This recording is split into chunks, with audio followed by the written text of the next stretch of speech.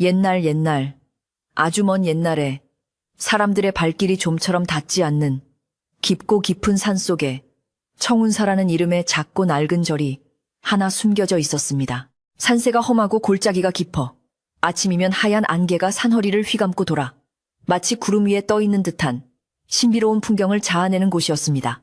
사시사철 맑은 물이 흐르는 계곡.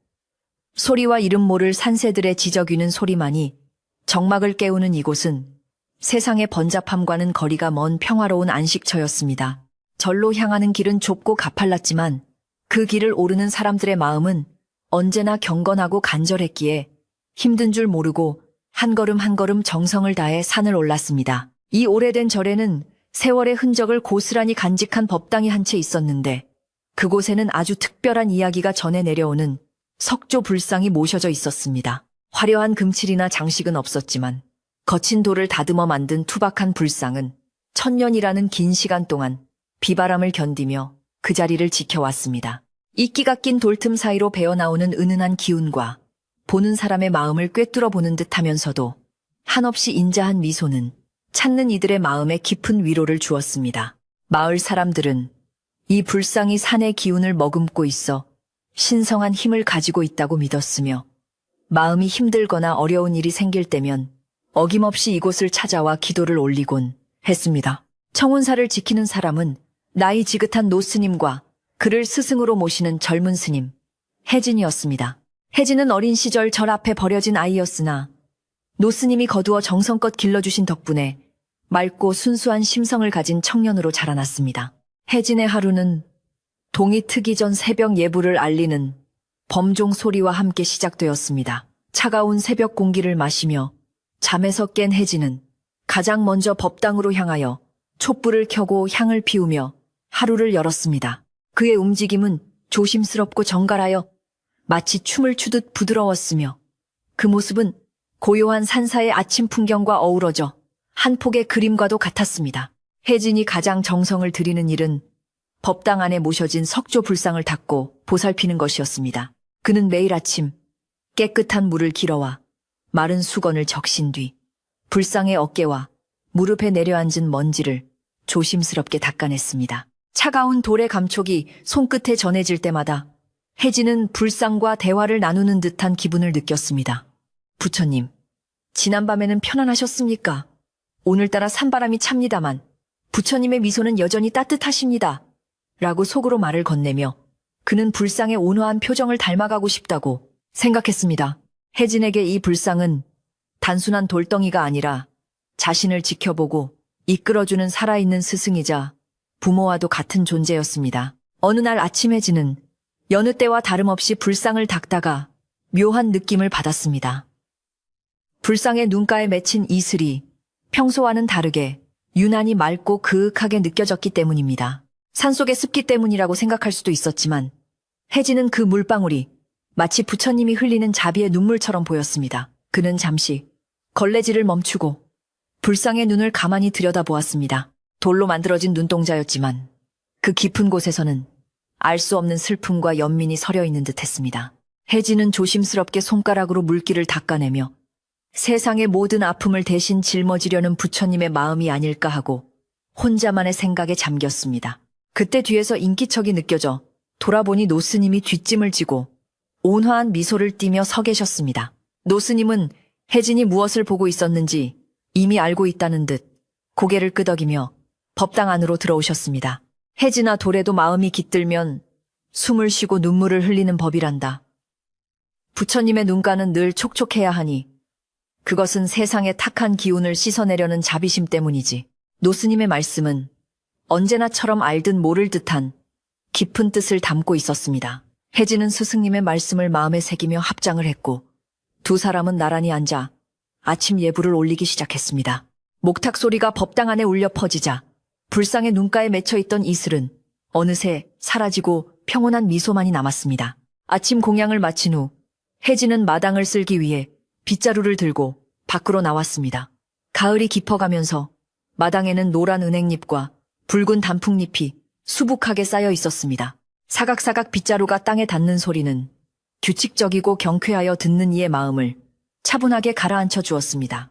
해지는 낙엽을 한 곳으로 모으며 떨어지는 잎새 하나하나에도 우주의 섭리가 깃들어 있음을 느꼈습니다. 바람이 불 때마다 우수수 떨어지는 낙엽들은 마치 지나간 시간의 조각들처럼 보였고, 해지는 그 시간들을 소중히 모아 걸음으로 쓰기 위해 뒷마당 한 구석에 쌓아두었습니다. 자연은 무엇 하나 버릴 것 없이 순환하고 있다는 사실에 그는 새삼 감사한 마음을 가졌습니다. 해가 중천에 떠오를 무렵이면 산 아래 마을에서 사람들이 하나둘씩 올라오곤 했습니다. 대부분은 농사일로 바쁜 와중에도 잠시 짬을 내어 들르는 촌부들이거나 자식들의 안녕을 빌기 위해 찾아오는 할머니들이었습니다. 그들은 손에 작은 보따리를 하나씩 들고 왔는데 그 안에는 갓 수확한 쌀이나 콩 혹은 직접 만든 떡 같은 소박한 공약물들이 들어 있었습니다. 해지는 그들을 반갑게 맞이하며 따뜻한 차를 대접했고, 마을 사람들은 스님의 맑은 얼굴을 보는 것만으로도 근심이 사라지는 것 같다며 좋아했습니다. 청운사는 마을 사람들에게 단순히 기도를 올리는 장소가 아니라 마음을 나누고 서로의 안부를 묻는 사랑방과도 같은 곳이었습니다.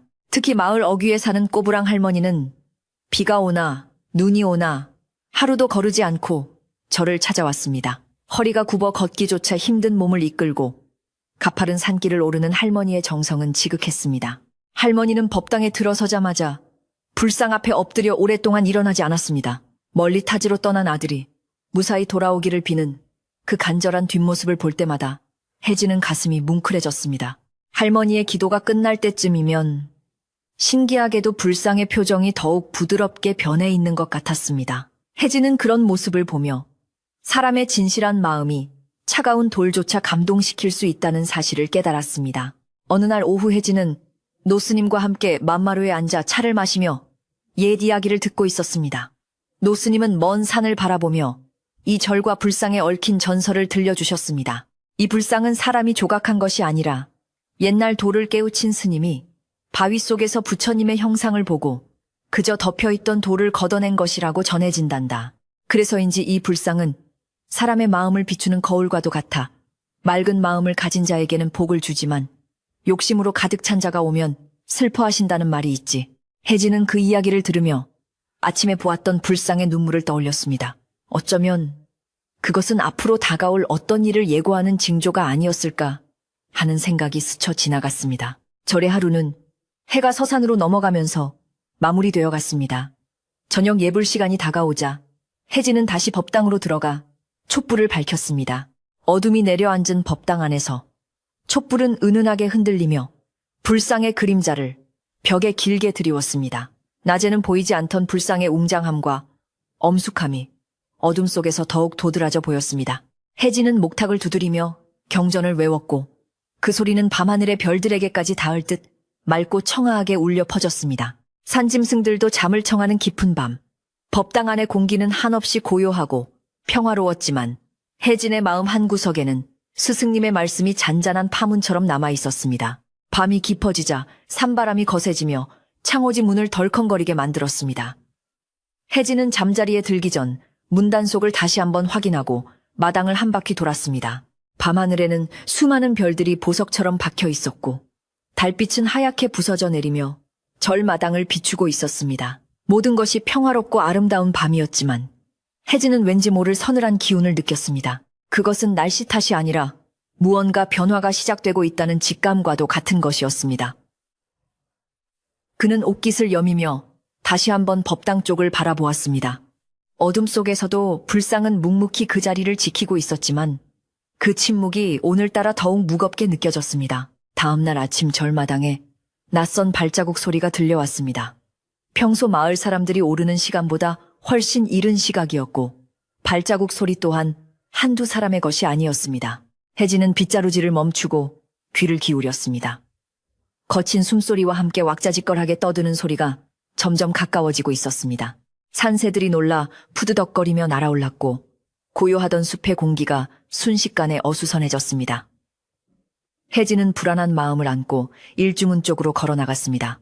안개 속에서 희미한 형체들이 나타나기 시작했는데 그들의 옷차림이나 행색은 산골 마을 사람들의 것이 아니었습니다. 그들의 선두에는 비단 옷을 입고 배가 불룩하게 나온 중년의 사내가 거만한 표정으로 서 있었습니다. 그의 뒤로는 험상궂게 생긴 하인들이 짐을 짊어지거나 몽둥이를 들고 따르고 있었습니다.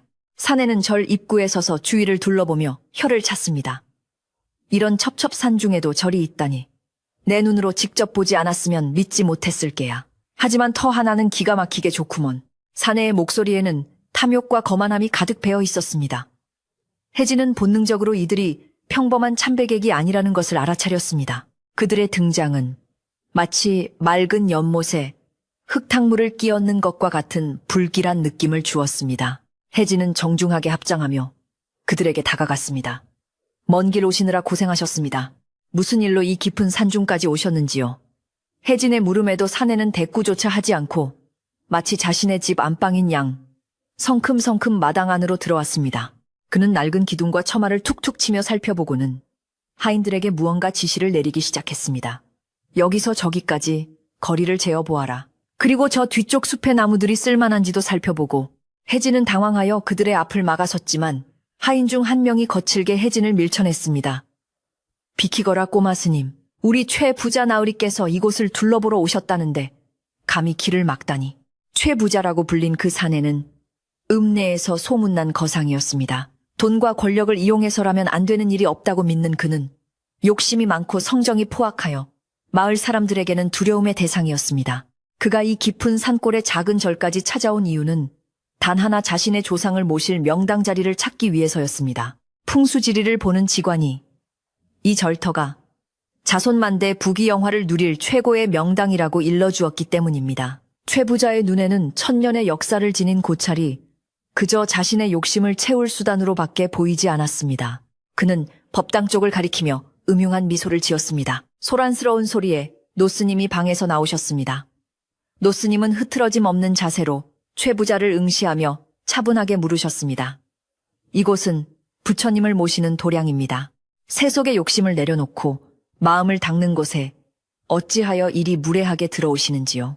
노스님의 위엄 있는 목소리에 최 부자는 잠시 주춤했지만 이내 코웃음을 치며 대꾸했습니다. 도량이고 뭐고.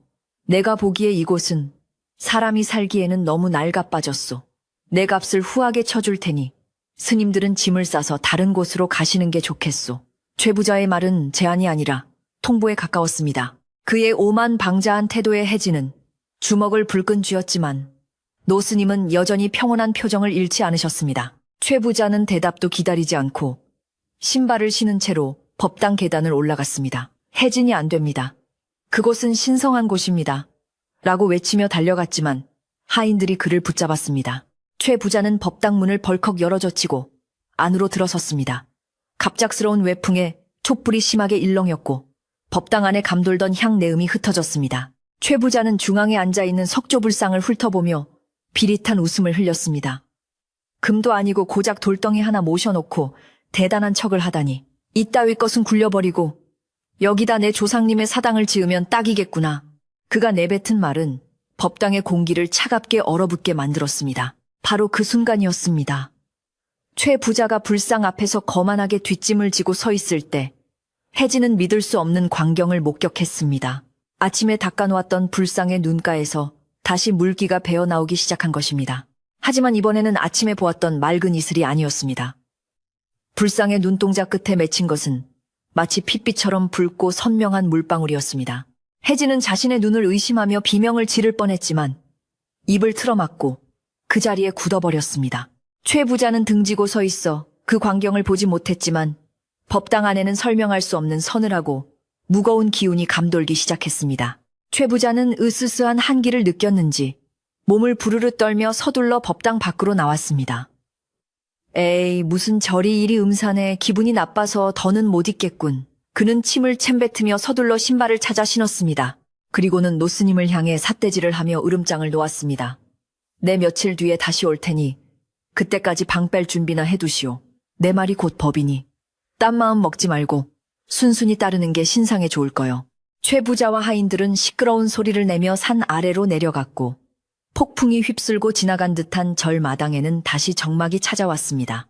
하지만 그 정막은 이전의 평화로운 고요함과는 전혀 다른 불안과 공포가 서린 침묵이었습니다. 혜진은 떨리는 다리를 진정시키며 법당으로 뛰어들어갔습니다.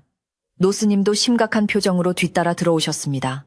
두 사람은 불상 앞에 멈춰섰고 혜진의 예상대로 불상의 오른쪽 눈 밑에는 붉은 자국이 선명하게 남아 있었습니다. 그것은 피눈물처럼 보였습니다. 돌부처가 피눈물을 흘린다는 것은 세상에 큰 재앙이 닥치거나 도저히 용서할 수 없는 악행이 저러질렀을 때 나타나는 징조라고 들었습니다. 혜진은 털썩 무릎을 꿇고 불상을 올려다 보았습니다. 부처님의 미소는 여전했지만 그 붉은 눈물, 자국 때문에 왠지 모르게 슬프고도 두려운 표정으로 보였습니다. 노스님은 긴 한숨을 내쉬며 붉은 자국을 바라보셨습니다. 결국 우려하던 일이 벌어지고 말았구나. 탐욕의 눈이 먼 자가 성소를 침범하니 부처님께서도 마음이 아프신 게야. 노스님의 목소리에는 깊은 근심이 배어 있었습니다. 혜진아, 잘 듣거라. 이것은 단순한 눈물이 아니다. 앞으로 우리에게 닥칠 시련을 경고하시는 것이다. 마음을 단단히 먹어야 한다. 혜진은 스승님의 말씀을 들으며 닥쳐올 시련이 무엇이든 이 절과 불상을 지키기 위해 자신의 모든 것을 걸겠다고 다짐했습니다.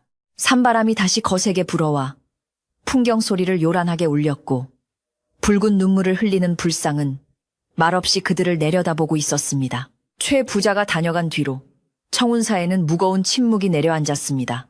혜진은 매일 아침 습관처럼 법당을 찾았지만 불상의 얼굴을 마주할 때마다 가슴 한구석이 서늘해지는 것을 느꼈습니다.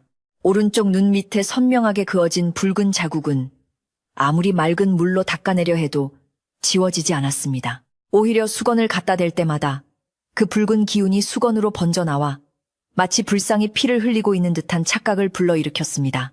혜진은 붉게 물든 수건을 빨래터에서 몇 번이고 비벼 빨았지만 그 얼룩은 마음의 상처처럼 쉽게 사라지지 않았습니다. 산속의 바람조차 예전의 상쾌함을 잃고 을씨년스러운 소리를 내며 나뭇가지를 흔들었습니다. 마을의 분위기 또한 예전과 같지 않았습니다. 산 아래 우물가에는 아낙네들이 모여 수군거리는 소리로 가득 찼습니다. 그 소문 들었나? 최 부자가 기어이 그 절터를 밀어버리고 묘를 쓴다더구먼. 한 아주머니가 근심스러운 표정으로 말하자 옆에 있던 할머니가 혀를 차며 맞장구를 쳤습니다. 천벌을 받을 소리지. 그 절이 어떤 곳인데 감히 건드린단 말인가. 우리 할아버지의 할아버지 때부터 마을을 지켜준 부처님이 계신 곳인데 사람들은 최 부자의 위세가 두려워 크게 떠들지는 못했지만 얼굴마다 불안과 공포가 가득했습니다. 평화롭던 마을에 탐욕이라는 검은 그림자가 드리워지기 시작한 것입니다. 최 부자의 집에서는 매일 밤 늦도록 불이 꺼지지 않았습니다. 그는 읍내의 관리들을 불러들여 술잔치를 벌이며 자신의 계획을 떠벌렸습니다. 내 이번에 그 산을 통째로 사들일 작정입니다. 관아에서도 눈 감아 주시리라. 믿소. 최 부자는 뇌물이 든 두툼한 봉투를 관리의 소매자락에 슬쩍 밀어 넣었습니다. 관리는 헛기침을 하며 모르는 척 봉투를 챙겼고 최 부자의 입가에는 비열한 웃음이 번졌습니다. 그는 돈이면 귀신도 부릴 수 있다고 믿는 사람이었기에 산속의 낡은 절 하나 없애는 것쯤은 일도 아니라고 생각했습니다. 그의 탐욕은 끝이 없어서 이미 가진 재산으로도 모자라 신성한 땅까지 넘보게 된 것입니다. 며칠이 지나자 최 부자가 고용한 덩치 큰 사내들이 마을 어귀에 나타났습니다. 그들은 험상 무는 인상의 몽둥이를 들고 다니며 마을 사람들을 위협했습니다. 앞으로 이 산으로 올라가는 길은 통제한다. 누구도 허락 없이 절에 올라갈 수 없다. 사내들은 길목을 막아서고 장작을 하러 가는 나무꾼이나 기도를 하러 가는 할머니들까지 거칠게 돌려보냈습니다. 매일같이 절을 찾아가 아들의 안녕을 빌던 꼬부랑 할머니는 주저앉아 통곡했지만 사내들은 눈 하나 깜짝하지 않고 할머니를 밀쳐냈습니다. 마을 사람들은 분통을 터뜨렸지만 힘없는 그들이 할 수 있는 일은 그저 숨죽여 지켜보는 것뿐이었습니다. 혜진은 식량이 떨어져 마을로 내려갔다가 이 광경을 목격하고 큰 충격을 받았습니다. 길을 막고 있는 사내들에게 다가가 항의했지만 돌아오는 것은 비웃음과 욕설뿐이었습니다. 어린 스님이 겁도 없이 어디서 대드나 뼈도 못 추리기 싫으면 얌전히 올라가서 짐이나 싸 사내 중 하나가 혜진의 어깨를 밀치는 바람에 혜진은 흙바닥에 나뒹굴었습니다. 흙투성이가 된 혜진을 보며 마을 사람들이 달려와 일으켜 세워주었습니다. 스님 참으세요. 저들은 피도 눈물도 없는 사람들입니다. 사람들의 위로에도 불구하고 혜진은 끓어오르는 분노와 무력감에 입술을 깨물었습니다. 절로 돌아온 혜진은 노스님에게 마을의 상황을 낱낱이 고했습니다. 노스님은 묵묵히 듣고 계시다가 조용히 찻잔을 내려놓으셨습니다. 사람의 욕심이 길을 막을 수는 있어도 하늘의 뜻까지 막을 수는 없는 법이다. 노스님은 창밖에 흔들리는 대나무 숲을 바라보며 말씀하셨습니다. 혜진아, 두려워하지 마라. 저들이 길을 막는다고 해서 우리의 기도가 끊기는 것은 아니다. 오히려 지금이야말로 우리의 믿음이 얼마나 단단한지 시험받는 때이니라. 스승님의 말씀은 차분했지만 그 속에는 바위처럼 단단한 결기가 서려 있었습니다. 혜진은 스승님의 눈빛을 보며 다시 한번 마음을 다잡았습니다. 그날 밤 산속에는 기이한 일들이 벌어지기 시작했습니다. 평소라면 잠잠해야 할 밤에 산짐승들이 울부짖는 소리가 들려왔습니다. 부엉이는 밤새도록 구슬피 울어댔고 멧돼지들이 떼를 지어 절 주변을 서성거리는 소리가 들렸습니다. 마치 산의 주인인 짐승들이 다가올 재앙을 예감하고 불안해하는 것 같았습니다. 혜진은 잠을 이루지 못하고 뒤척이다가 법당 쪽에서 나는 희미한 빛을 보았습니다. 촛불을 켜두지 않았는데도 법당 안이 붉게 빛나고 있었습니다. 혜진은 홀린 듯이 방문을 열고 마당으로 나갔습니다. 차가운 밤 공기가 살을 애는 듯 했지만 그는 법당을 향한 발걸음을 멈출 수 없었습니다. 법당 문을 조심스럽게 열자 혜진은 숨이 탐을 듯한 광경을 목격했습니다. 불상의 두 눈에서 붉은 눈물이 쉴 새 없이 흘러내려 불상의 가슴을 적시고 있었습니다. 그 붉은 물줄기는 바닥으로 뚝뚝 떨어져 작은 웅덩이를 이루고 있었는데 그 빛깔이 어둠 속에서도 섬뜩할 정도로 선명했습니다. 불상의 표정은 낮에 보았을 때보다 훨씬 더 고통스러워 보였습니다. 마치 세상의 모든 악행을 지켜보며 피를 토하는 심정으로 울고 있는 것 같았습니다. 혜진은 그 앞에서 무릎을 꿇고 오열했습니다. 부처님 어찌하여 이런 시련을 주시나이까? 저희가 부족하여 이곳을 지키지 못하는 것입니까? 다음 날 아침, 최 부자가 다시 저를 찾았습니다. 이번에는 혼자가 아니라 관청의 관리와 문서 꾸러미를 든 하인을 대동하고 나타났습니다. 최 부자는 의기양양한 표정으로 노스님 앞에 문서를 던졌습니다. 보시오. 이 산과 절터가 모두 내 소유라는 관청의 증명서요. 이제 법적으로도 이곳은 내 땅이니 당장 비우시오. 그것은 누가 봐도 돈으로 매수한 거짓 문서였지만 관리가 도장을 찍어주었으니 법적인 효력을 갖는 셈이었습니다. 관리는 노스님의 시선을 피하며 헛기침만 해댔고 최 부자는 콧노래를 흥얼거렸습니다. 내일까지 시간을 주겠소. 내일 해가 질 때까지 비우지 않으면 인부들을 시켜 강제로 끌어낼 것이오. 노스님은 문서를 거들떠보지도 않고 최 부자를 똑바로 응시했습니다. 이 종이 한 장으로 1000년의 세월을 살 수 있다고 생각하십니까? 땅의 주인은 사람이 아니라 하늘입니다. 억지로 가지려 하면 반드시 탈이 나는 법입니다. 노스님의 서슬퍼런 경고에도 최 부자는 코웃음을 쳤습니다. 늙은이가 망령이 들었나? 하늘이고 땅이고 돈 앞에서는 다 소용없는 거야. 내일날이 밝는 대로 인부들을 올려보낼 테니 그리 아시오. 최 부자는 하인들에게 눈짓을 했고 하인들은 마당에 있던 장독대 몇 개를 발로 차서 깨뜨려 버렸습니다. 쨍그랑하는 소리와 함께 깨진 독에서 간장과 된장이 쏟아져 나왔습니다. 그들이 떠나고 난 뒤 깨진 장독대와 엎어진 음식들로 마당은 엉망이 되었습니다. 혜진은 깨진 독조각을 치우며 하염없이 눈물을 흘렸습니다. 그것은 단순히 음식이 아까워서가 아니라 오랜 세월 동안 정성껏 담가온 마음들이 한순간에 짓밟힌 것 같아서였습니다. 마을 사람들은 몰래 산길을 돌아 절로 올라와 혜진을 도왔습니다. 스님, 우리가 힘을 합쳐 막아보겠습니다. 곡괭이라도 들고 싸우겠습니다. 젊은 청년들이 분개하며 외쳤지만 노스님은 고개를 저으셨습니다. 폭력은 또 다른 폭력을 낳을 뿐이다. 우리는 부처님의 제자이니 끝까지 자비로운 마음을 잃지 말아야 한다. 그날 저녁, 붉게 물든 노을이 산사를 비추자 절은 마치 불타는 것처럼 보였습니다. 마을 사람들은 불안한 마음을 안고 산을 내려갔고 절에는 다시 노스님과 혜진 그리고 피눈물을 흘리는 불상만이 남았습니다. 혜진은 법당에 앉아 불상을 바라보며 깊은 생각에 잠겼습니다. 내일이면 이곳이 헐리고 사라질지도 모른다는 생각에 가슴이 미어지는 듯 했습니다. 그때 불상의 눈에서 떨어진 붉은 눈물 한 방울이 바닥에 닿는 순간 치익 하는 소리와 함께 작은 연기가 피어올랐습니다. 혜진은 깜짝 놀라 바닥을 살펴보았습니다. 눈물이 떨어진 자리의 돌바닥이 마치 불에 탄 것처럼 검게 그을려 있었습니다. 이것은 단순한 슬픔의 표현이 아니었습니다. 불상의 분노, 혹은 강력한 경고의 메시지였습니다. 혜진은 스승님을 급히 불렀습니다. 노스님은 그을린 자국을 보시고는 심각한 표정으로 합장을 하셨습니다. 때가 되었구나. 부처님의 인내심도 한계에 다다르신 게야.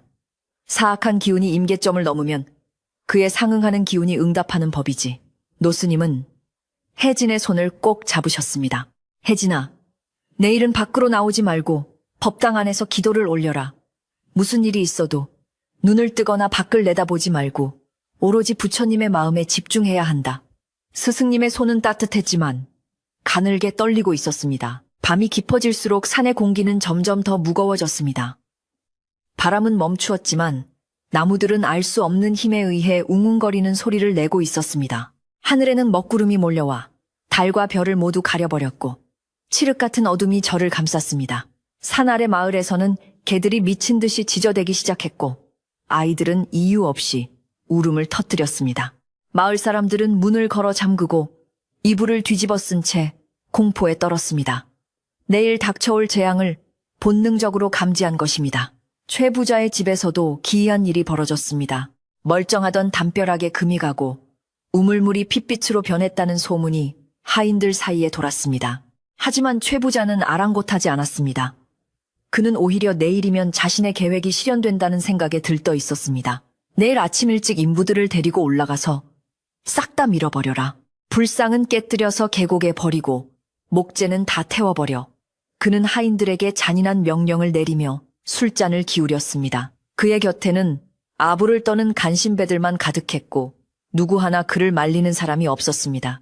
욕심이 눈을 가리면 벼랑 끝에 서 있어도 보이지 않는 법이라고 최 부자는 스스로 파멸의 길로 걸어 들어가고 있었습니다. 그는 자신의 뒤에 드리워진 거대한 그림자를 전혀 눈치채지 못했습니다. 새벽이 오기 전 혜진은 마지막일지도 모르는 예불을 올리기 위해 법당으로 들어갔습니다. 불상은 이제 얼굴 전체가 붉은 눈물로 뒤덮여 있어 원래의 모습을 알아보기 힘들 정도였습니다. 그 모습은 너무나 처참하고 슬퍼서 보는 사람의 가슴을 후벼 파는 듯 했습니다. 혜진은 목이 메어 연불 소리가 제대로 나오지 않았습니다. 부처님, 부디 이 어리석은 중생들을 용서하시고 자비를 베풀어 주시옵소서. 혜진은 바닥에 머리를 똬으며 간절히 기도했습니다. 그의 눈물과 불상의 눈물이 함께 바닥을 적시며 법당 안은 비통함으로 가득 찼습니다. 날이 밝아오자 산 아래에서부터 웅성거리는 소리가 들려왔습니다. 최 부자가 이끄는 수십 명의 인부들이 각종 장비를 챙겨들고 산을 오르기 시작한 것입니다. 그들의 발소리는 마치 전쟁터로 향하는 군대처럼 위협적이었고 산 전체를 울리게 만들었습니다. 산새들은 모두 어디론가 숨어버렸고 숲은 죽은 듯이 고요했습니다. 오직 인부들의 거친 숨소리와 쇠붙이가 부딪히는 소리만이 정막을 깨고 있었습니다. 최 부자는 가마를 타고 편안하게 올라오면서 곧 자신의 것이 될 산을 둘러보며 만족스러운 미소를 지었습니다. 그는 자연의 경고를 무시한 대가가 얼마나 혹독한지 꿈에도 알지 못했습니다. 혜진은 법당 문틈으로 그들이 다가오는 것을 보았습니다. 수많은 사람들이 마당으로 들이닥치자 좁은 절 마당은 순식간에 사람들로 가득 찼습니다. 인부들은 손에 망치와 도끼를 들고 살기 등등한 표정으로 서 있었습니다. 최 부자는 가마에서 내려 거만하게 뒷짐을 지고 노스님 앞으로 걸어갔습니다. 어떻소 스님, 짐은 다 싸셨소. 내가 말한 시간이 다 되었는데. 그의 목소리는 승리감에 도취되어 있었습니다. 노스님은 법당 앞 계단에 앉아 눈을 감고 염주만 돌릴 뿐 아무런 대꾸도 하지 않으셨습니다. 그 의연한 모습에 인부들은 잠시 주춤했지만 최 부자는 더욱 화를 냈습니다. 이 늙은이가 끝까지 고집을 부리는구나. 여봐라, 당장 저 늙은이를 끌어내고 법당부터 허물어라. 최 부자의 고함 소리가 떨어지자 인부 몇 명이 노스님을 향해 달려들었습니다. 혜진은 더 이상 참지 못하고 법당 문을 박차고 뛰쳐나갔습니다. 안 됩니다. 스승님께 손대지 마시오. 혜진이 온몸으로 노스님을 가로막았지만 건장한 인부들에게는 역부족이었습니다. 그들은 혜진과 노스님을 짐짝처럼 들어 마당 구석으로 내동댕이 쳤습니다. 혜진은 흙바닥에 쓰러지면서도 법당 쪽을 바라보았습니다.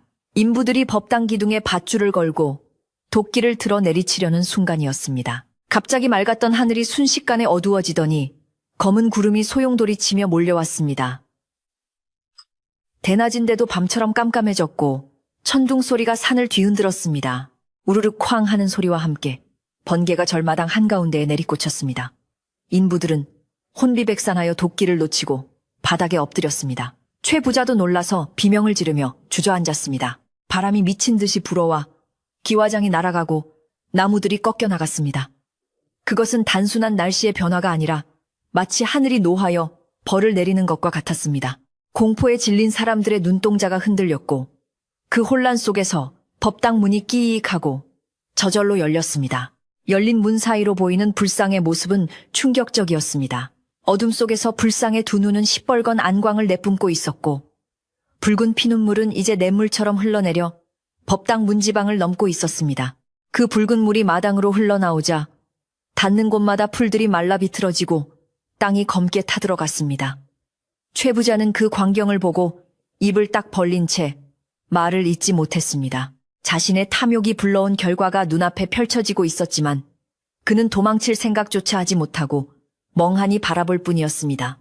전설로만 듣던 피눈물 흘리는 불상의 저주가 현실이 되어 그를 옥죄어 오고 있었습니다. 혜진은 노스님을 부축하며 몸을 웅크렸습니다. 노스님은 낮은 목소리로 말씀하셨습니다. 보아라 혜진아, 제가 지은 업은 반드시 제가 받게 되어 있다.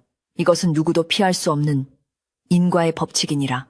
스승님의 말씀대로 탐욕의 눈먼 자들이 자초한 재앙이 시작되고 있었습니다. 하늘에서는 굵은 빗방울이 떨어지기 시작했고 그 빗물은 불상의 피눈물과 섞여 붉은색으로 변해 마당을 가득 채웠습니다. 붉은 비가 내리는 산사의 풍경은 지옥도와 다를 바 없었습니다. 이제 누구도 이 상황을 돌이킬 수 없게 되었습니다. 오직 하늘의 심판만이 남아있을 뿐이었습니다. 하늘이 뚫린 듯 쏟아지는 빗줄기는 멈출 기미를 보이지 않았고 그 빗물은 점점 더 붉은 빛을 띄어가며 청운사의 마당을 적셨습니다. 그것은 단순한 흙탕물이 아니라 마치 하늘이 피를 토해내는 듯한 섬뜩한 광경이었습니다. 빗방울이 바닥에 닿을 때마다 비릿한 쇠냄새가 진동을 했고 그 냄새를 맡은 사람들은 속이 울렁거려 제대로 서 있기조차 힘들었습니다. 인부들은 공포에 질려 뒷걸음질을 쳤고 몇몇은 들고 있던 도끼와 토미를 바닥에 떨어뜨리며 덜덜 떨었습니다. 이건 사람의 힘으로 어찌할 수 있는 게 아니야. 산신령님이 노하셨어. 누군가 비명을 지르자 공포는 전염병처럼 순식간에 사람들 사이로 퍼져나갔습니다. 그러나 최 부자는 여전히 제정신을 차리지 못하고 광기에 사로잡혀 있었습니다. 그는 붉은 비를 맞으며 미친 사람처럼 웃어댔습니다. 이 멍청한 놈들아. 이건 다 저 중놈들이 부리는 요술이다. 붉은 물감을 탄 물을 뿌려서 우리를 겁주려는 수작이란 말이다. 최 부자는 도망치려는 인부의 멱살을 잡고 흔들며 고래고래 소리를 질렀습니다. 그의 눈은 탐욕과 집착으로 인해 핏발이 서 있었고 헝클어진 머리카락과 비에 젖은 비단옷은 그를 더욱 기괴하게 보이게 만들었습니다. 이미 이성을 잃은 그에게는 하늘의 경고도 땅의 울림도 그저 자신의 앞길을 막는 방해물로만 보일 뿐이었습니다. 혜진은 진흙탕 속에 무릎을 꿇은 채 흔들림 없이 연부를 외우고 있었습니다. 빗물이 그의 승복을 적시고 얼굴을 때렸지만 그의 목소리는 조금도 흐트러지지 않았습니다. 관세음보살, 관세음보살. 그의 기도 소리는 빗소리와 천둥소리 사이를 뚫고 맑고 또렷하게 울려 퍼졌습니다. 신기하게도 혜진의 주변에는 붉은 빗물이 고이지 않고 비켜 흘렀으며 그의 몸에서는 희미한 금빛 서광이 비치는 듯 했습니다. 그 모습은 마치 폭풍 우치는 바다 한가운데 우뚝 솟은 등대처럼 혼란에 빠진 사람들에게 유일한 안식처처럼 느껴졌습니다. 인부들 중 몇몇은 혜진의 모습을 보고 마음의 동요를 느끼며 합장을 하기도 했습니다. 노스님은 법당 처마 밑에 서서 이 아비규환의 현장을 슬픈 눈으로 지켜보고 계셨습니다. 스님은 최 부자를 향해 마지막으로 자비의 손길을 내미셨습니다. 부자여, 지금이라도 늦지 않았다. 욕심을 내려놓고 산을 내려가거라. 네가 흘리는 그 탐욕의 침이 결국 너 자신을 삼키게 될 것이다. 노스님의 목소리는 크지 않았지만 천둥 소리보다 더 깊고 무겁게 최 부자의 가슴을 때렸습니다. 하지만 최 부자는 귀를 막으며 고개를 저었습니다. 닥쳐라. 늙은 중이 어디서 훈계질이야. 내 오늘 기필코 저 불상을 박살내고 이 터를 내 것으로 만들고 말 테다. 최 부자는 바닥에 떨어진 큰 망치를 직접 집어들었습니다. 하인들이 겁을 먹고 움직이지 않자 자신이 직접 법당을 부수겠다며 나선 것입니다. 그가 법당 계단을 향해 발을 내디딜 때마다 땅이 쿵쿵 하고 울렸습니다. 마치 산이 비명을 지르는 것 같았습니다. 최 부자의 발이 첫 번째 계단에 닿는 순간 법당 안에서 붉은 안개가 피어올라 그를 감싸기 시작했습니다. 그 안개 속에서는 수많은 사람들의 웅성거리는 소리, 혹은 누군가가 억울해하며 우는 소리 같은 것이 들려왔습니다. 그것은 최 부자가 평생 동안 돈을 모으기 위해 짓밟았던 사람들의 원한이 서린 목소리였을지도 모릅니다. 혜진은 최 부자가 법당으로 올라가는 것을 막기 위해 자리에서 일어났습니다. 멈추십시오. 더 이상 죄를 짓지 마십시오. 혜진이 외치며 달려갔지만 보이지 않는 벽이 그를 가로막는 듯 앞으로 나아갈 수 없었습니다. 노스님은 혜진을 불러 세우셨습니다. 혜진아, 오지 마라. 지금 저곳은 인간의 영역이 아니다. 인과응보의 수레바퀴가 돌기 시작했으니 누구도 그 앞을 막을 수 없다. 노스님의 말씀대로 최 부자의 주변에는 검붉은 기운이 회오리 치고 있어 아무도 접근할 수 없었습니다. 최 부자는 무언가에 홀린 듯 비틀거리면서도 멈추지 않고 계단을 하나씩 기어 올라갔습니다. 법당 문은 활짝 열려 있었고 그 안의 불상은 이제 피눈물을 흘리는 수준을 넘어 온몸이 붉게 물들어 있었습니다. 불상의 눈에서 뿜어져 나오는 붉은 안광은 최 부자를 정면으로 노려보고 있었습니다. 최 부자가 마침내 법당 마루에 올라섰을 때 갑자기 거센 돌풍이 불어와 법당 안의 모든 촛불이 동시에 꺼졌습니다. 어둠 속에서 오직 불상의 두 눈만이 붉게 타오르고 있었습니다. 최 부자는 망치를 높이 쳐들었지만 팔이 굳은 듯 꼼짝도 하지 않았습니다. 그의 입에서는 짐승 같은 신음소리가 새어나왔고 다리는 사시나무 떨듯 떨리고 있었습니다. 공포가 그의 뼛속까지 파고들었지만 욕심이라는 족쇄가 그를 놓아주지 않았습니다. 그때 법당 안쪽 깊숙한 곳에서 굵고 낮은 목소리가 들려왔습니다. 사람이 내는 소리가 아니었습니다. 마치 오래된 바위가 갈라지거나 깊은 동굴에서 바람이 나오는 듯한 소리였습니다.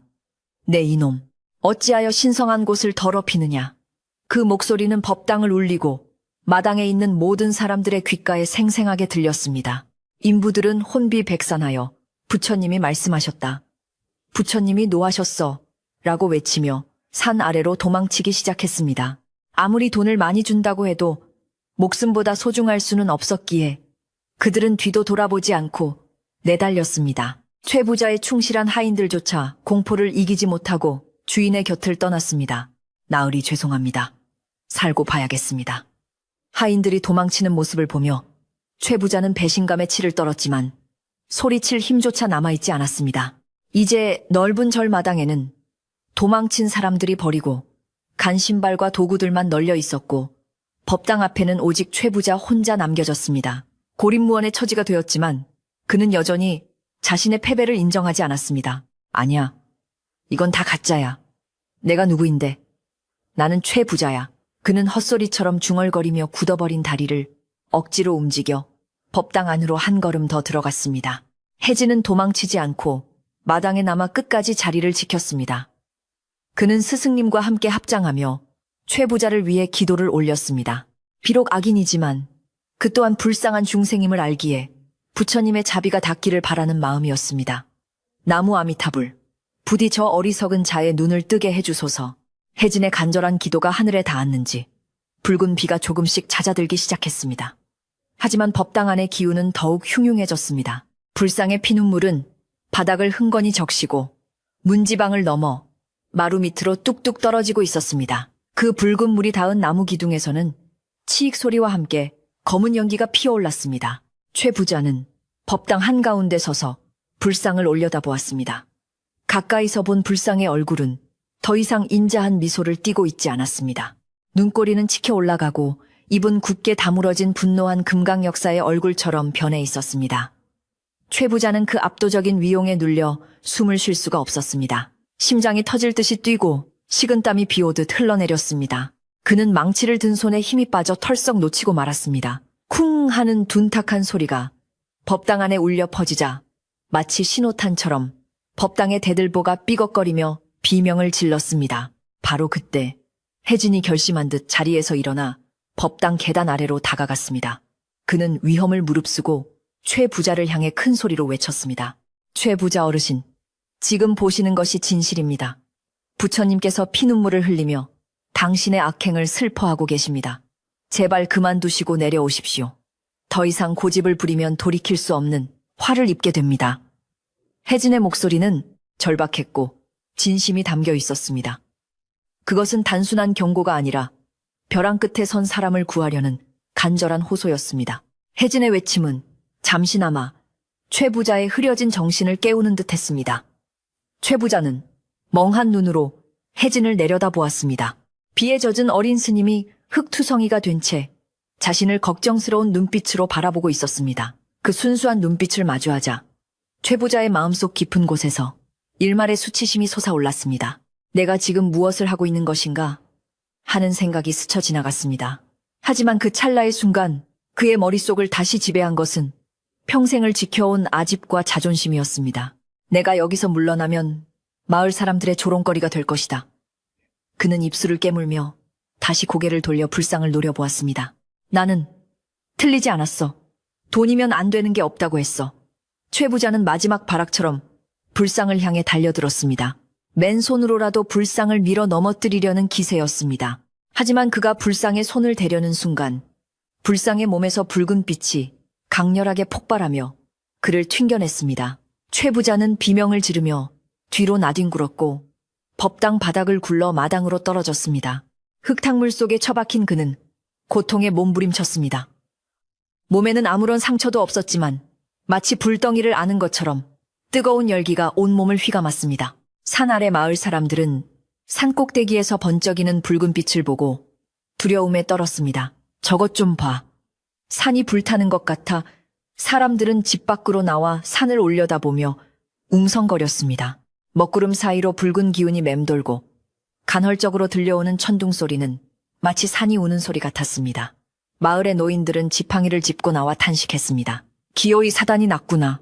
맑은 절터에 똥물을 끼얹었으니 부처님인들 가만히 계시겠나.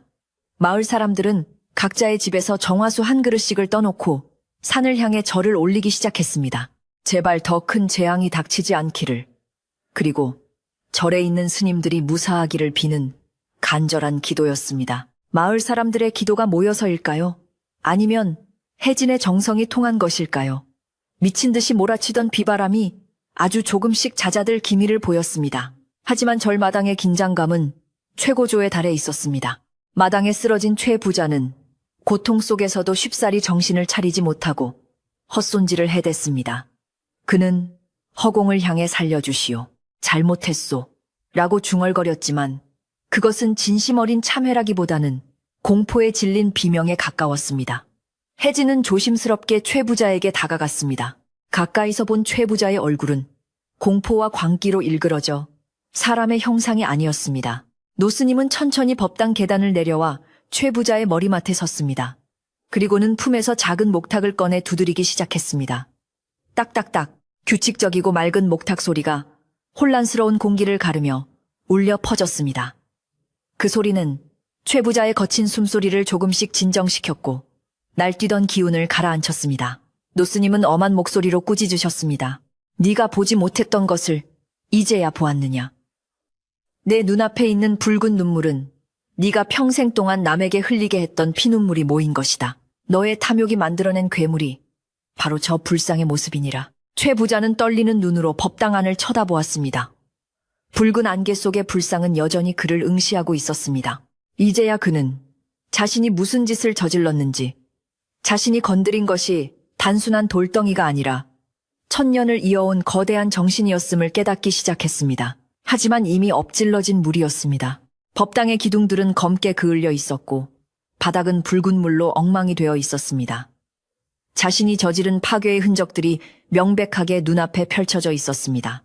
최 부자는 부끄러움과 두려움에 고개를 들 수 없었습니다. 혜진은 최 부자를 부축해 일으켜 세우려 했지만 최 부자는 다리에 힘이 풀려 일어설 수 없었습니다. 스님, 제 다리가 움직이지 않소. 최 부자가 울먹이며 말했습니다. 그의 다리는 마치 돌처럼 딱딱하게 굳어가고 있었습니다. 이것 또한 불상의 벌이었을까요? 혜진은 안타까운 마음에 그의 다리를 주물렀지만 차가운 냉기만이 느껴질 뿐이었습니다. 노스님은 고개를 저으며 말씀하셨습니다.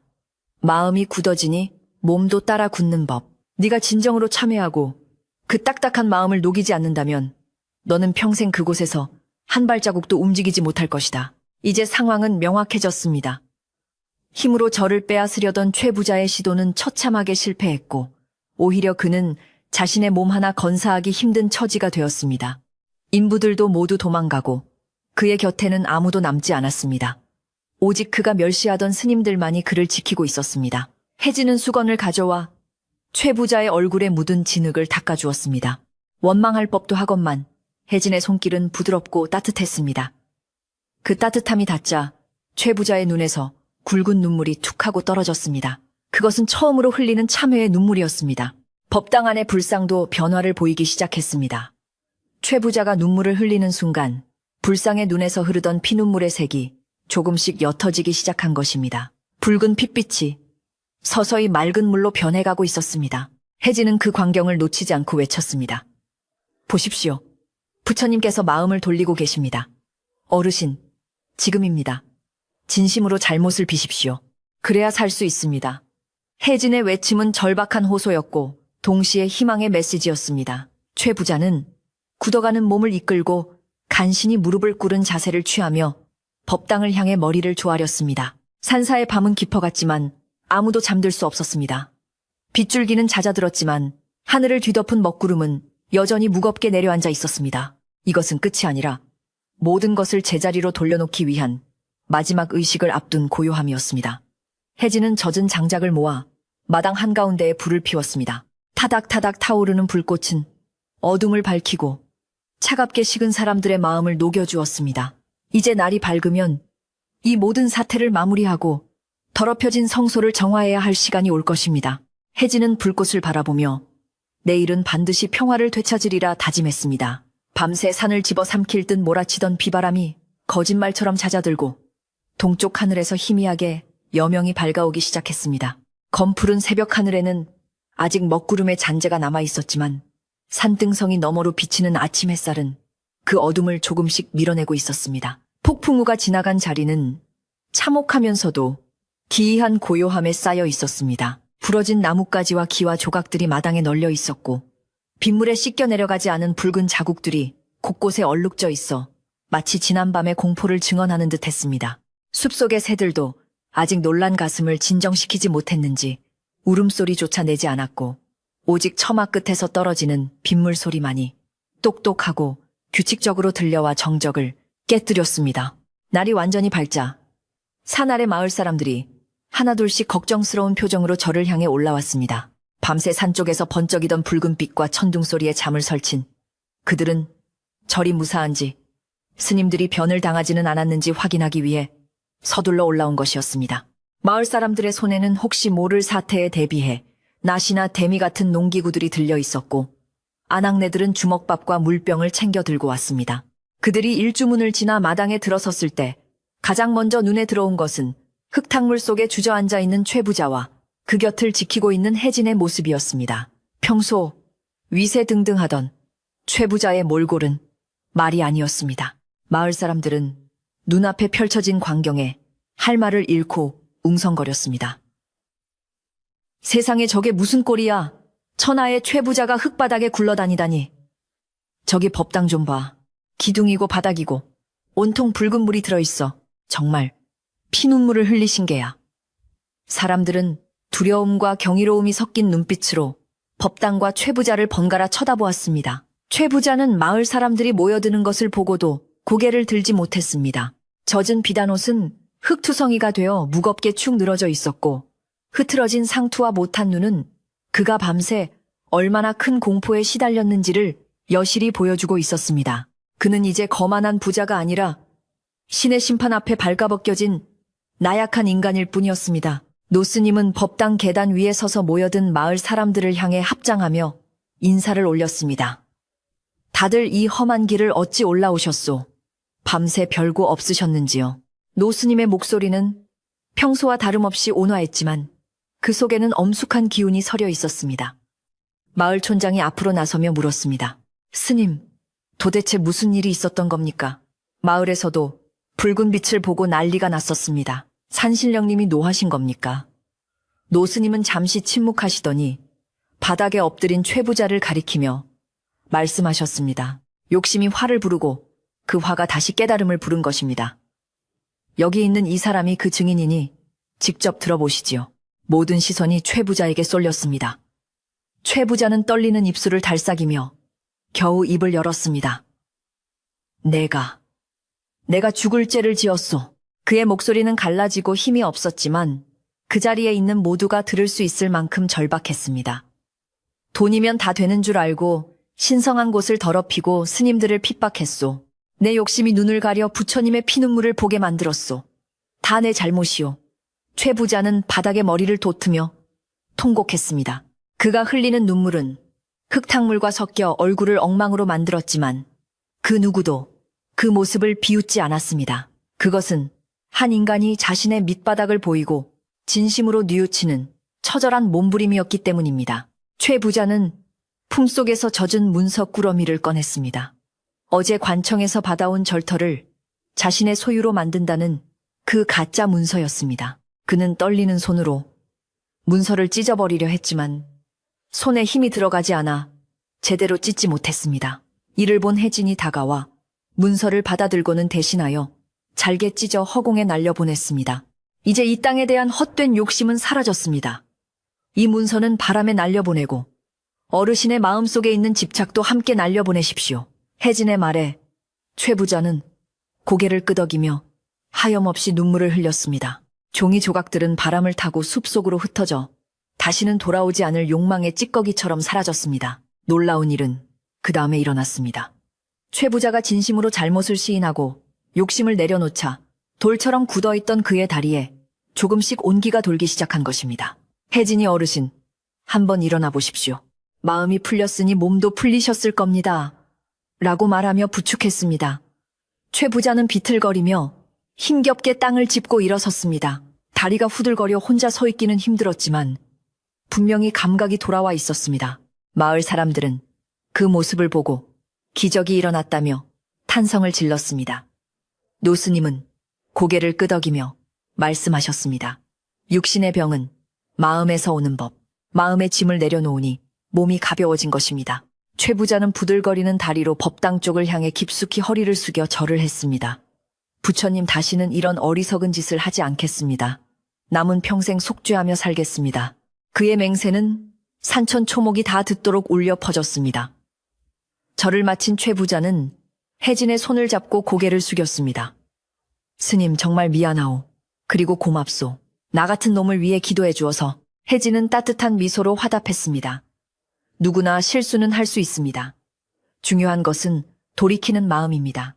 조심히 내려가십시오. 최 부자는 마을 사람들의 부축을 받으며 산을 내려갔습니다. 올라올 때는 가마를 타고 거만하게 왔지만 내려갈 때는 걸어서 겸손하게 떠나는 그의 뒷모습은 어딘가 모르게 후련해 보였습니다. 최 부자가 떠나고 난 뒤 절마당에는 혜진과 노스님 그리고 마을 사람들만 남았습니다. 이제 남은 일은 지난밤의 상처를 씻어내는 것이었습니다. 법당 안과 밖은 붉은 빗물 자국과 진흙 부서진 나무 조각들로 엉망이 되어 있었습니다. 노스님이 빗자루를 들자 마을 사람들이 너도 나도 팔을 걷어붙이고 나섰습니다. 스님, 저희가 하겠습니다. 우리가 힘을 합치면 금방 치울 수 있습니다. 아낙네들은 챙겨온 물병에 물을 모으고 남정네들은 계곡으로 내려가 큰 물통에 맑은 물을 길어오기 시작했습니다. 누가 시키지도 않았지만 모두가 한마음이 되어 절을 청소하기 시작한 것입니다. 혜진은 가장 먼저 깨끗한 물을 담은 대야와 하얀 무명천을 들고 법당 안으로 들어갔습니다. 그의 임무는 불상의 얼굴과 몸에 묻은 붉은 눈물 자국을 닦아내는 것이었습니다. 불상은 여전히 붉은 얼룩으로 뒤덮여 있어 보는 이의 마음을 아프게 했습니다. 혜진은 무릎을 꿇고 합장한 뒤 조심스럽게 수건을 물에 적셨습니다. 부처님, 이제 편안해지십시오. 모든 사악한 기운이 물러갔습니다. 혜진은 떨리는 손길로 불상의 눈가를 닦았습니다. 차가운 돌에 감촉이 전해져 왔지만 어제와 같은 서늘함이 아니라 따스한 온기가 느껴지는 듯 했습니다.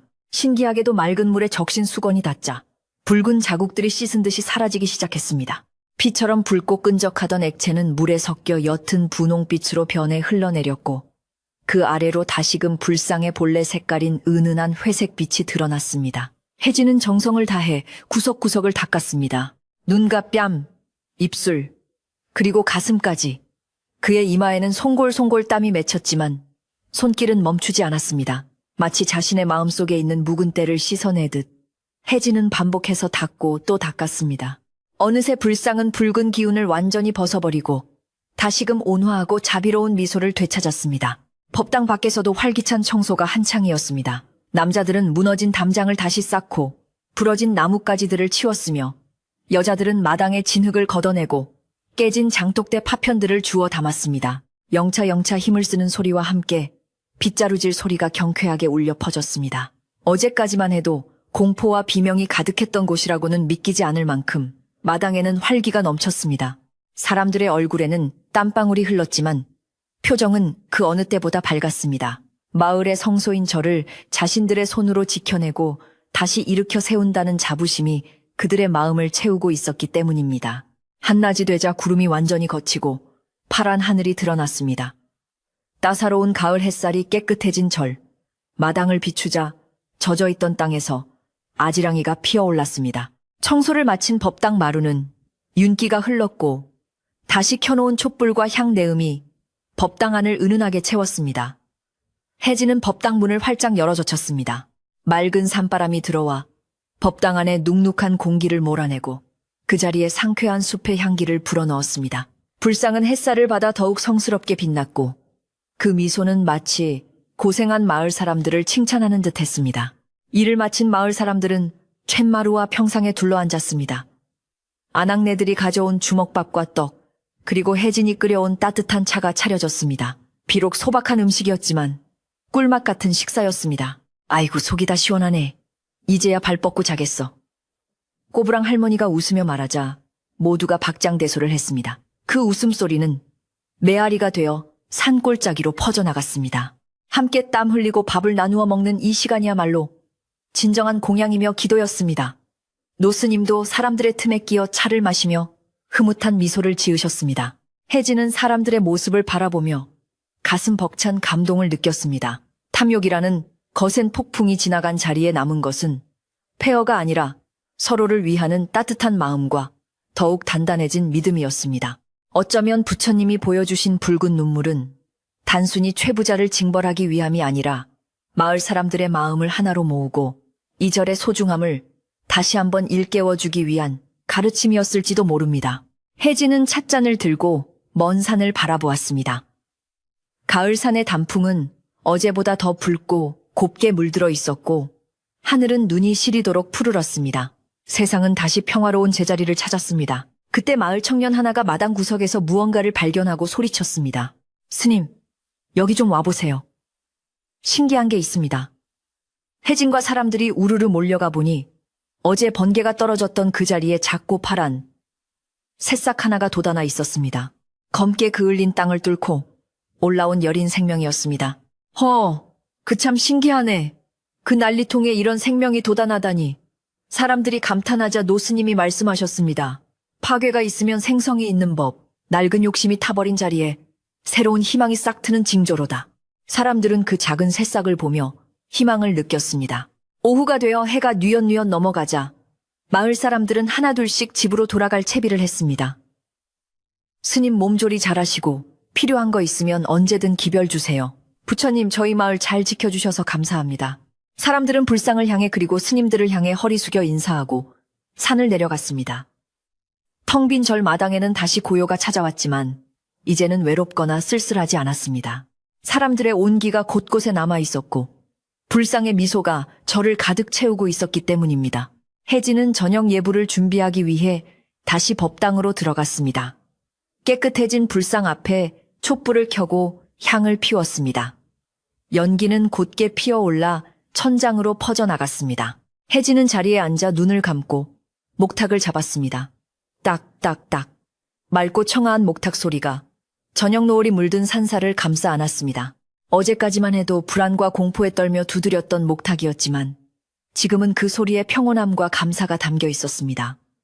혜진의 입가에도 불상을 닮은 은은한 미소가 번졌습니다. 밤이 찾아오고 둥근 달이 산 위로 떠올랐습니다.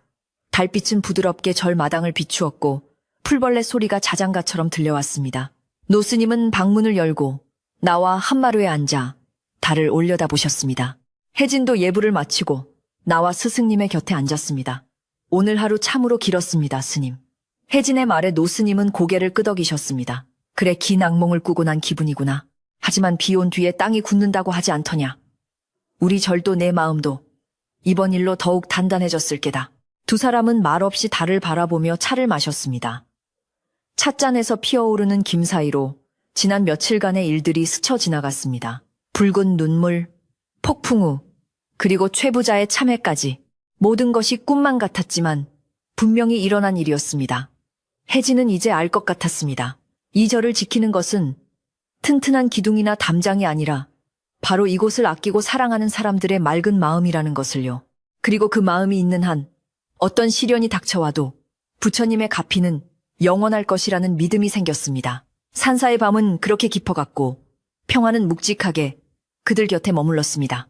계절의 시계바늘은 어김없이 돌아 그 요란했던 가을이 지나가고 청운사에도 하얀 겨울이 찾아왔습니다. 산속의 겨울은 마을보다 일찍 찾아오는 법이라 나뭇가지에 매달려 있던 마지막 잎새들이 모두 떨어지기도 전에 첫눈이 소복이 내려앉았습니다. 온 세상을 하얗게 뒤덮은 눈은 지난 가을에 붉었던 상처와 기억들을 포근한 이불처럼 덮어주었습니다. 이제 절마당 어디를 둘러보아도 그날의 참혹했던 흔적은 찾아볼 수 없었고 오직 순백의 고요함만이 산사를 가득 채우고 있었습니다. 눈 덮인 산사는 마치 세상과 단절된 선계처럼 신비로웠고 가끔 나뭇가지에서 눈덩어리가 투둑하고 떨어지는 소리만이 깊은 정막을 깨우곤 했습니다. 혜진은 여느 때와 다름없이 새벽 일찍 일어나 마당에 쌓인 눈을 치우며 하루를 시작했습니다. 사각사각 눈을 쓸어내는 빗자루 소리는 가을날 낙엽을 쓸 때와는 또 다른 청명한 울림을 주었습니다. 혜진이 지나간 자리에는 흙길이 검은 띠처럼 드러났고 그 길은 마치 수행자가 걸어가야 할 올곧은 마음의 길처럼 보였습니다. 입김이 하얗게 피어오르는 차가운 새벽 공기 속에서도 혜진의 이마에는 송골송골 땀이 맺혔습니다. 이제 그의 비질에는 예전보다 더 깊은 힘과 여유가 실려 있었습니다. 큰 시련을 겪고 난 뒤 혜진의 마음은 단단한 바위처럼 굳건해졌고 작은 바람에는 흔들리지 않는 평정심을 갖게 되었기 때문입니다. 법당 안에 모셔진 석조 불상 또한 평온한 모습을 되찾았습니다. 한때 피눈물을 흘리며 분노와 슬픔을 토해냈던 그 붉은 자국은 이제 완전히 사라지고 없었습니다. 대신 불상의 얼굴에는 그 어느 때보다 온화하고 넉넉한 미소가 감돌고 있었습니다. 창호지 문을 통해 들어오는 은은한 아침 햇살이 불상의 어깨를 비추면 돌부처는 마치 살아있는 사람처럼 따뜻한 온기를 내뿜는 듯 했습니다. 혜진은 예불을 올릴 때마다 불상과 눈을 맞추며 그날의 기적이 단순한 공포가 아니라 우리를 지키려는 부처님의 거룩한 사랑이었음을 되새기곤 했습니다. 산 아래 마을에서는 훈훈한 소식들이 바람을 타고 올라왔습니다. 최 부자가 완전히 다른 사람이 되었다는 소문이었습니다. 그는 자신의 곳간을 열어 가난한 이웃들에게 쌀을 나누어주고 빚 때문에 고통받는 소작농들의 문서를 태워버렸다고 했습니다. 예전 같으면 상상도 할 수 없는 일이었기에 사람들은 처음에는 믿지 않았지만 최 부자가 직접 낡은 옷을 입고 나와 굽은 허리로 인사를 하며 사죄하는 모습을 보고는 마음을 열기 시작했습니다. 그는 다리에 마비가 풀린 후에도 지팡이를 짚고 다니며 그날의 교훈을 잊지 않기 위해 스스로를 경계한다고 했습니다.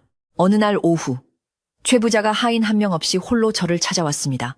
그는 땀을 뻘뻘 흘리며 쌀 한 가마니를 지게에 지고 올라왔습니다. 혜진이 놀라 뛰어나가 짐을 받아주려 했지만 최 부자는 손사래를 쳤습니다. 아닙니다, 스님. 이것은 제 죄를 씻는 마음으로 제가 직접 짊어지고 와야 했습니다. 그는 법당 앞에 쌀가마니를 내려놓고 불상을 향해 오랫동안 엎드려 절을 올렸습니다. 그의 등은 땀으로 젖어 있었지만 얼굴은 어린아이처럼 맑아 보였습니다. 노스님은 그에게 따뜻한 차 한 잔을 건네며 말씀하셨습니다. 무거운 짐을 내려놓으시니 이제 발걸음이 한결 가벼우시겠습니다. 최 부자는 쑥스러운 듯 웃으며 고개를 끄덕였습니다. 동지동지가 다가오자 절에서는 팥죽을 쑤는 준비로 분주해졌습니다. 1년 중 밤이 가장 길다는 동짓날, 붉은 팥죽을 쑤어 먹으며 애군을 쫓고 새해의 안녕을 비는 것은 산사의 오랜 풍습이었습니다. 마을 아낙네들이 올라와 부엌을 차지하고 앉아 팥을 삶고 새알심을 빚었습니다. 커다란 가마솥에서는 붉은 팥물이 보글보글 소리를 내며 끓어올랐고 고소하고 달콤한 냄새가 온 절 안에 퍼져나갔습니다. 혜진도 팔을 걷어붙이고 찹쌀 반죽을 동그랗게 빚어 새알심을 만들었습니다. 동글동글한 새알심들이 소반 위에 쌓여가는 모습은 마치 하얀 눈송이들이 모여있는 것처럼 정겨웠습니다. 스님, 이것 좀 드셔보세요. 아주 잘 삶아졌습니다. 한 아주머니가 갓 삶은 팥을 한 숟가락 떠서 혜진의 입에 넣어주었습니다.